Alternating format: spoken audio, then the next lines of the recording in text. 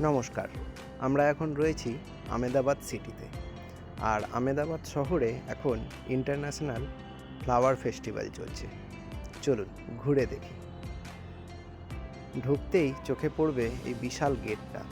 এখানে কিন্তু সব কিছুই ফুল দিয়ে সাজানো, আর কোনোটাই আর্টিফিশিয়াল ফ্লাওয়ার নয়, সবগুলোই অরিজিনাল ফ্লাওয়ার দিয়ে। যেমন এই গেটটা অর্কিড দিয়ে সাজানো, দেখতেই পাচ্ছেন। এই জায়গাটা কিন্তু বেশ বড়, আর আজকে যেহেতু স্যাটারডে, তাই প্রচুর মানুষ ভিড়ও করেছেন এখানে।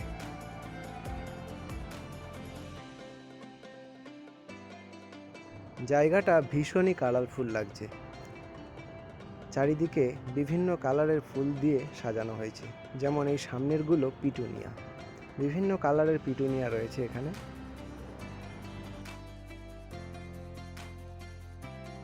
এখানে দেখুন কি সুন্দর রঙের পিচকারি তৈরি করেছে। সব কিছুই কিন্তু ফুল দিয়ে সাজানো। বেসিক স্ট্রাকচারটা হয়তো ফাইবার গ্লাস বা অন্য কিছুর হবে, কিন্তু তার ওপরে আলটিমেটলি ফুল দিয়ে সাজানো হয়েছে। এটাই এই ফেস্টিভ্যালের মেন আকর্ষণ। প্রচুর মানুষ ছবি তুলছে। বাচ্চাদের কথা মাথায় রেখে বিভিন্ন কার্টুন ক্যারেক্টারও তৈরি করা হয়েছে, আর সবই কিন্তু ফুল দিয়ে। এখানে দেখুন বিভিন্ন কালারের প্যানজি রয়েছে, অনেকটা প্রজাপতির মতন দেখতে হয়। এই পাশে দেখুন ছোট্ট কৃষ্ণ, আর পাশে বড় একটা ময়ূর, সবই কিন্তু ফুল দিয়ে সাজানো। প্রচুর এরকম কার্টুন ক্যারেক্টার, পৌরাণিক যে কথা, লোকশিল্প সব কিছু তুলে ধরা হয়েছে এখানে। ভারতের বিভিন্ন রাজ্যের, যেমন এটা কথাকলি সাউথের, তার আগে ছিল ভাংড়া, বিভিন্ন রাজ্যের বিভিন্ন সংস্কৃতিকে এখানে তুলে ধরা হয়েছে, এবং সব কিছুর মূল আকর্ষণ হলো ফুল।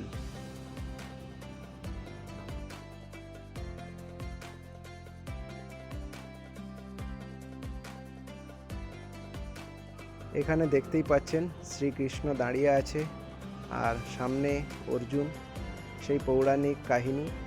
আর এই পাশে সমুদ্র মন্থন, সেটাকেও কি সুন্দরভাবে ফুটিয়ে তোলা হয়েছে।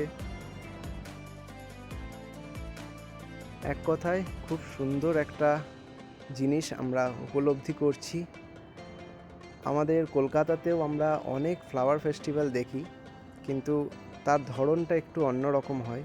এখানে দেখতেই পাচ্ছেন অপারেশন সিন্দুর, সেটাকেও তুলে ধরা হয়েছে।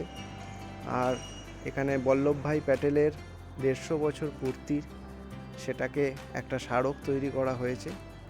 যেটা বলছিলাম, আমাদের কলকাতাতেও আমরা এরকম অনেক পুষ্প প্রদর্শনী দেখি, কিন্তু তার ধরনটা আলাদা। সেখানে বিভিন্ন ভ্যারাইটিস ফুল থাকে, সেগুলো কত বড় হয়েছে সেটার উপরে কম্পিটিশান হয়, বা অনেক কালারের ফুল সেই নিয়ে কম্পিটিশান হয়।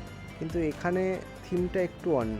এখানে ফুল দিয়ে বিভিন্ন জিনিস উপস্থাপনা করা হয়েছে, তো যেটা দেখে খুব ভালো লাগছে। আর এই হলো অটল ব্রিজ। এটা সবরমতী নদীর উপরে রয়েছে, আর আমরা যেই জায়গাটায় দাঁড়িয়ে আছি তার পাশেই সবরমতী নদী বয়ে গেছে। আর এই হচ্ছে সেই ফ্লাওয়ার ফেস্টিভ্যাল, আর ঠিক তার পাশেই সবরমতী নদী, নদীর ওপর দিয়ে এই অটল ব্রিজ। এখানেও আমাদের গঙ্গার মতন ক্রুজে করে সন্ধ্যেবেলা ঘোরা যায়। আর দেখতেই পাচ্ছেন এখানে কি সুন্দর একটা অ্যাটমিক স্ট্রাকচার তৈরি করা হয়েছে, সবই ফুল দিয়ে। চলুন এবার আমরা আস্তে আস্তে এখান থেকে বেরোই। বেরিয়ে এবার আমরা যাব ওই অটল ব্রিজে।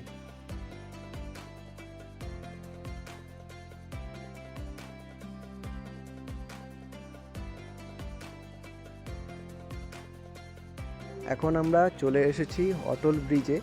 এখানে আমাদের টিকিট চেক করা হলো, আর এই ব্রিজের ওপরে কিন্তু কোনো রকম যানবাহন চলে না।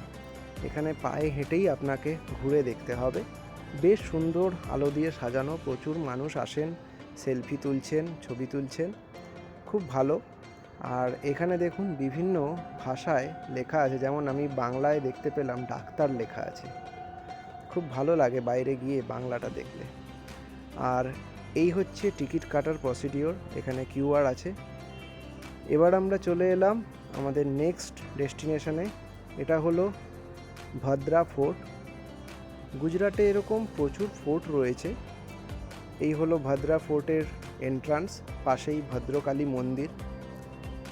আমরা আর ভেতরে ঢুকলাম না, আমরা এগিয়ে যাচ্ছি সামনে। সামনে একটা খুব সুন্দর মার্কেট রয়েছে। এই হলো 3 দরওয়াজা। দেখতেই পাচ্ছেন 3টে দরজা রয়েছে, তাই এর নাম 3 দরওয়াজা। এটা পেরিয়েই মার্কেট বসে, ঠিক ওই অনেকটা আমাদের ধর্মতলা বা বড়বাজার মার্কেটের মতন। হোলসেল মার্কেটও আছে, আবার রিটেলও আছে। এই হলো সেই দরজা। স্ট্রাকচারটা দেখেই বোঝা যায় কতটা ঐতিহ্য বহন করে এটা। এখানে একটা ফলকও রয়েছে। আর এবার আমরা ওখান থেকে এগিয়ে এলাম।